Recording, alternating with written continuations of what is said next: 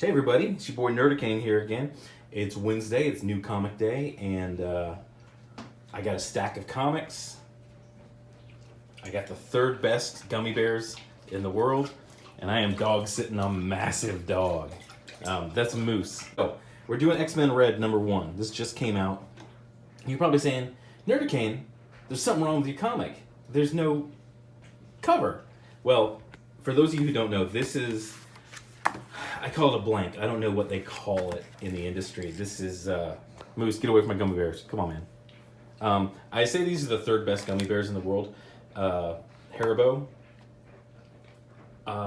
Black Forest, and Albanese are the two better gummy bears in the world.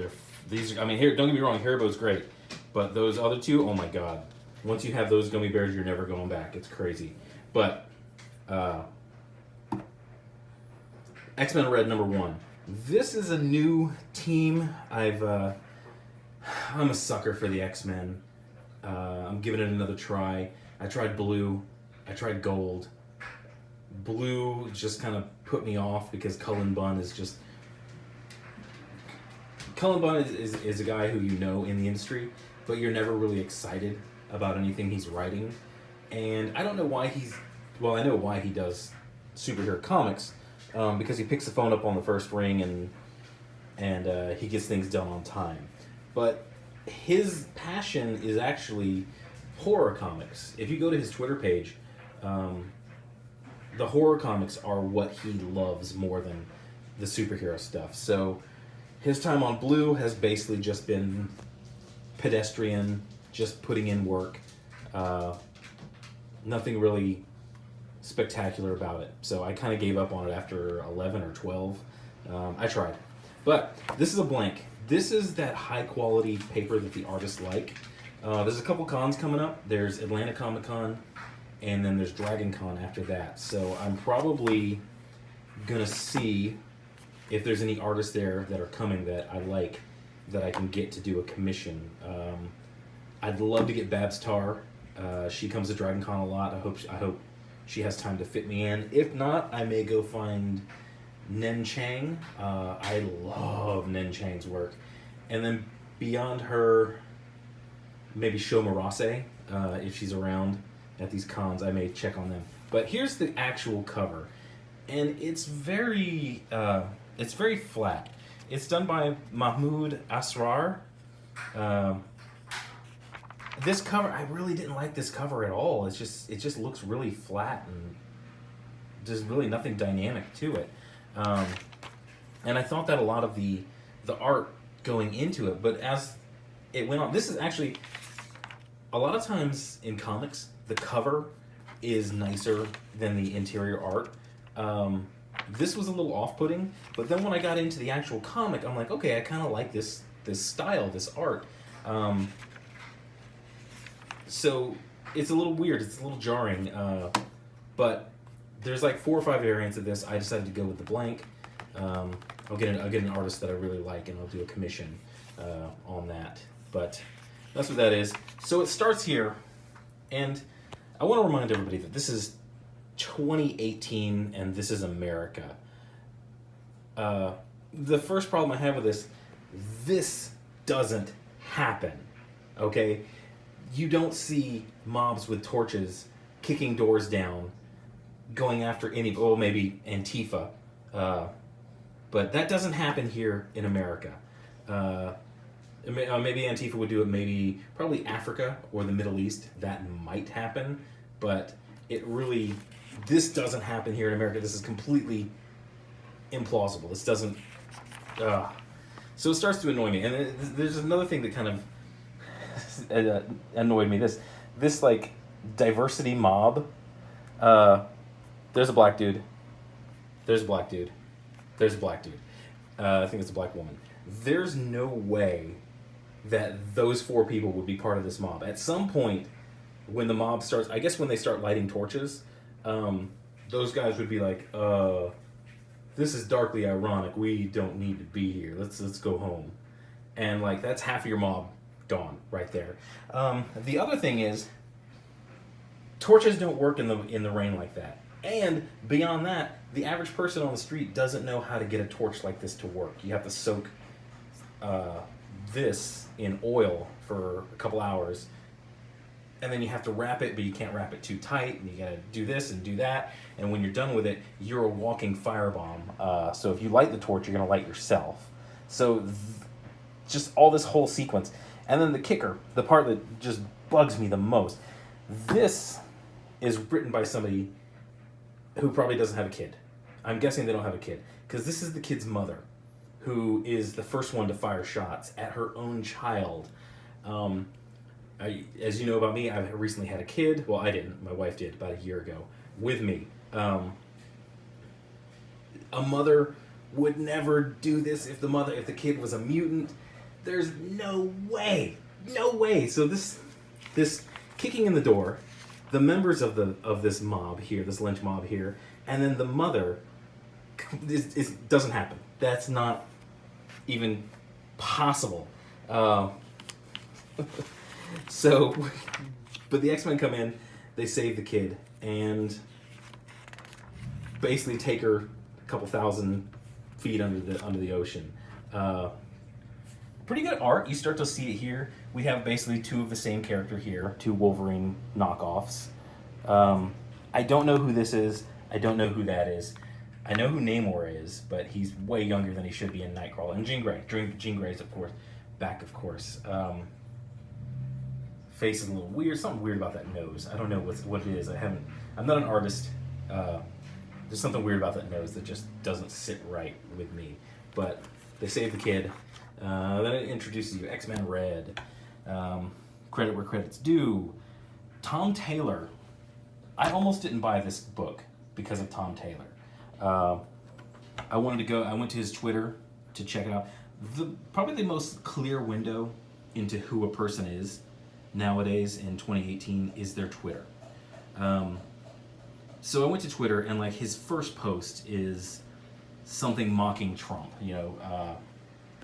and it kind of put me, I was like, oh God, is it going to be one of these guys? So I started scrolling down through, but it's everything else on his Twitter, aside from that one post, is promoting this comic, promoting comics, promoting other artists in the business. It's all promotion. So, that one tweet aside, this dude is just like promoting comics. He wants comics to be a nice big industry where you can make money. Same with Mahmoud Asrar. Sorry. He's basically just going through. It's all promotion of art and the comic, and so I think this might be a good team. Some implausibility aside, and then it hits me again. We go back into this. This is broad daylight. Two dudes jacking a jag. No way this is happening. Okay, you don't do that in the broad daylight. There would be, in this New York, there would be other people around seeing this. And then I don't think this person has a car, or has a kid. I assume they might have a car. But I don't think they have a kid, because the mother would be like, hey, okay, you can have the car, just let me get my kid, okay? And going to this, the kid, that kid's facing the wrong way in that car seat. Car seat's supposed to be turned the other way.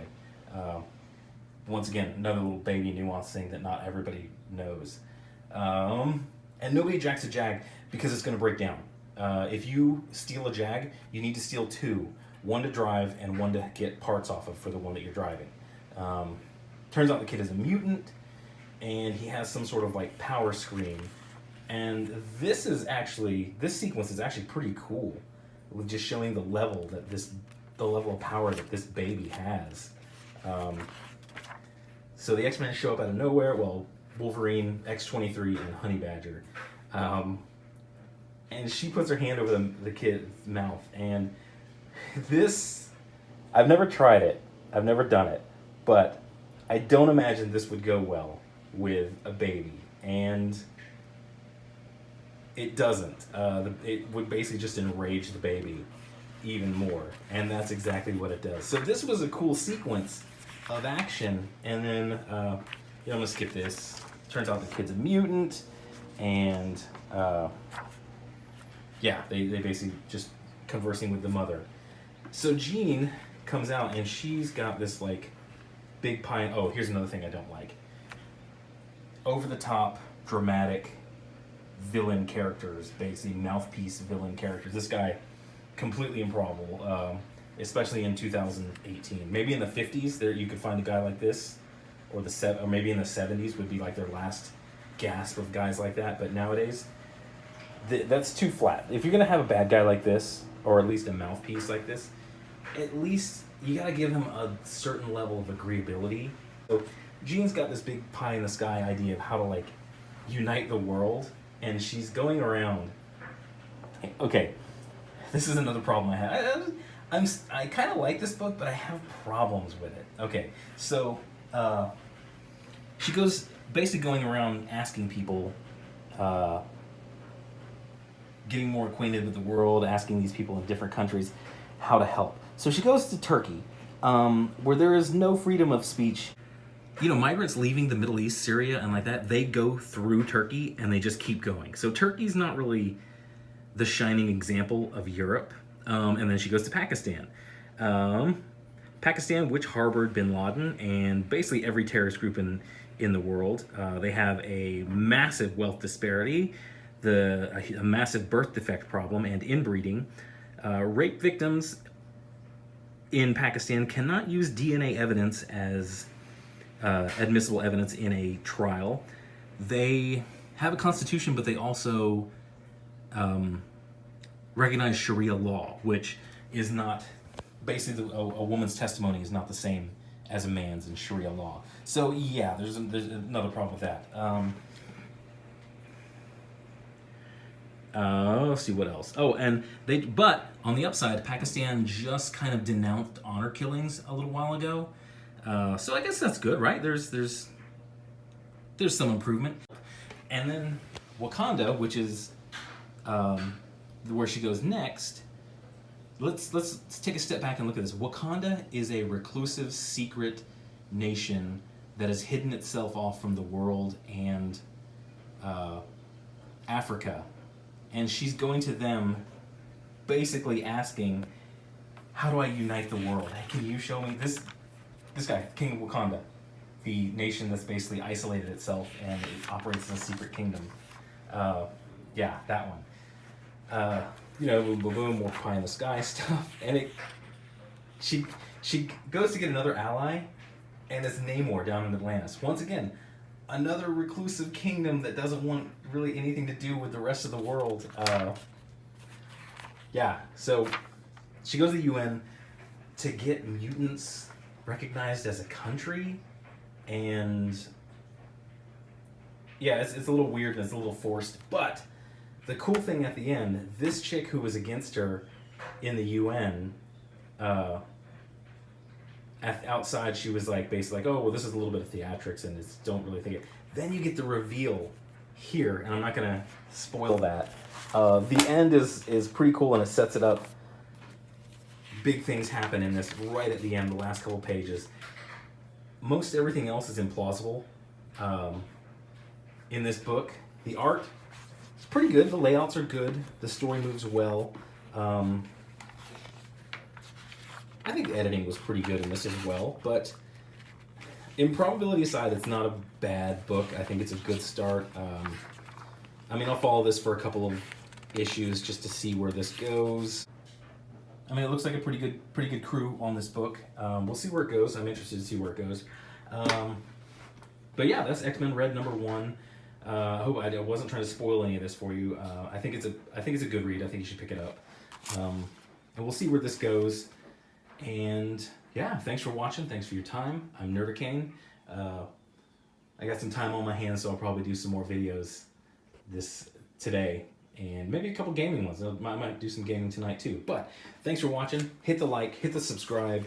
Go out there, find good comics, buy good comics, and give good comics to kids. Let's grow the industry. Let's get this comics let's get comics in the back in the hands of kids. Yeah. Thanks for watching. Have a good day.